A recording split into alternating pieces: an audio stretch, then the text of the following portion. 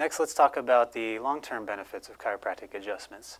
Again, as we had mentioned before, short-term, again, relieving pain, improving their mobility, possibly muscle tension. But for a lot of people who have chronic problems, and a lot of people have a lot of chronic muscle tension and tightness over time, again, a long-term benefit is to have that stuff reduced so that, again, they're not feeling tense and wound up and knotted up.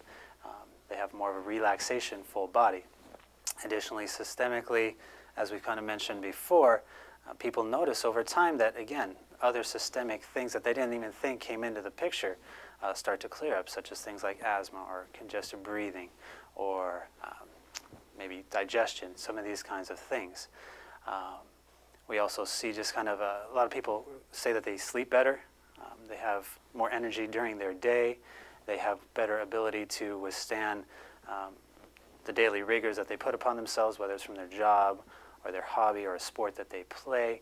Just their overall vitality, their overall vibrancy is much higher in the long term with chiropractic care on a regular wellness maintenance kind of basis.